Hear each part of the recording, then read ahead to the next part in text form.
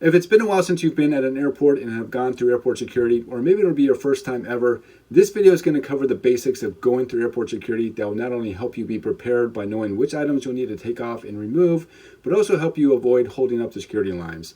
This will actually be a two-part video. Today's video is going to cover the items that you'll need to take out when going through airport security. This will be physical items that you're wearing on you. And then part two will cover the items that you'll need to take out of your bag when going through airport security. So let's get right into part number one. Which items do you have to take off when going through airport security? And the first item I want to cover is jewelry. So the most common mistake I see people make when going through security is that they think they need to take off their jewelry, when in fact the opposite is true. Most jewelry does not need to be taken off. Rings, necklaces, earrings, and other type of jewelry are okay to keep on unless they contain too much metal. However, most jewelry barely contains any metal at all, so you still need to remove it. Knowing to keep your jewelry on will not only save you time, but also prevent them from getting lost. To go along with jewelry, the next item I want to cover is piercings. For the most part, you will not need to remove any body piercings when going through airport security. However, if you do have a large body piercing, they may cause an alarm to go off, and if that happens, here's what would happen next. In most cases, you will need to get a pat down by an agent of the same sex as you. You can opt out of the pat down. However, you will be required to remove the piercing in private and then try to go through the screening machine again. And if you refuse either option, then you will simply not be allowed to enter the security area to be able to board your flight. So if you do have a larger piercing that you think might trigger an alarm, you might want to go ahead and take it out ahead of time and place them in one of your bags that you might be carrying with you, or be prepared for a pat down. So what about watches? If you have a watch that contains a lot of metal, then you should remove it before you enter security, but I would not place them in the security bins. And this really goes for anything of value that you would not want to lose. Place your watches and valuables in your bag to be x-rayed. You'll have a lot less things you'll need to keep track of, and you're less likely to forget to pick up those items once you yourself have been screened.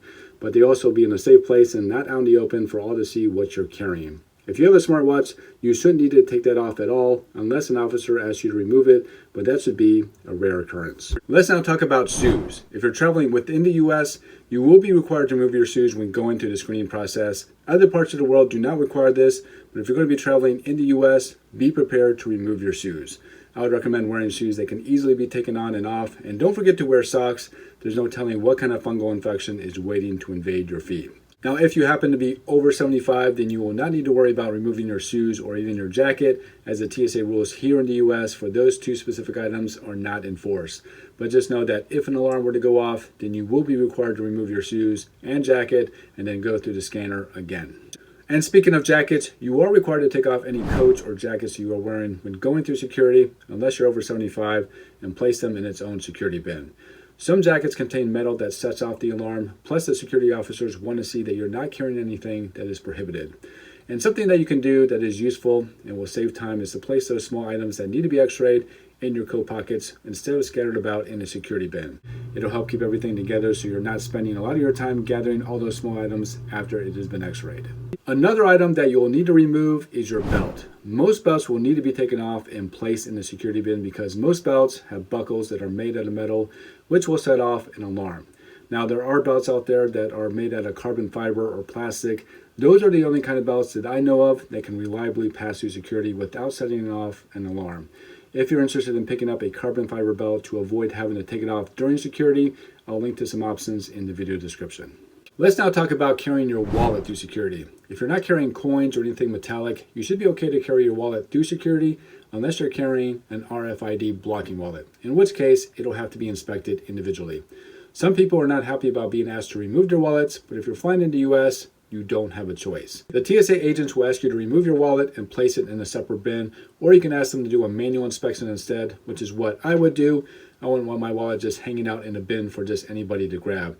Now again, this is just for those wallets that have the RFID blocking in them. For a normal wallet, you can just keep them in your pocket as you're going through the scanner. As far as hats are concerned, they can be worn when going through airport security. This would include headpieces such as turbans. However, the security officers may still ask for an additional pat down or tell you to remove your headpiece in private if necessary. Other items that you will need to remove are keys and spare change. These items and any other small metal objects should be the first things you should remove before going through airport security. These items contain enough metal inside them to set off the alarms, so you should either place them in the security bins or better yet, in your jacket pockets or inside your bag to be x-rayed. Another popular item that you'll see people wearing throughout the airport are Airpods. Now, Airpods by themselves won't set off any alarms, but the TSA will ask you to remove them if you're wearing them.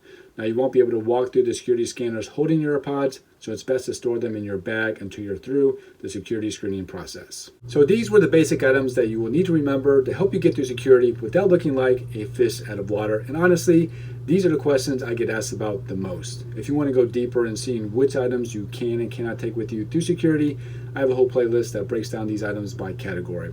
I'll link that playlist down in the description for you to check out. And be sure to stick around for part 2, where I'll cover which items you'll need to take out of your bag when going through airport security. Thank you so much for watching this one, and I can't wait to see you in the next video.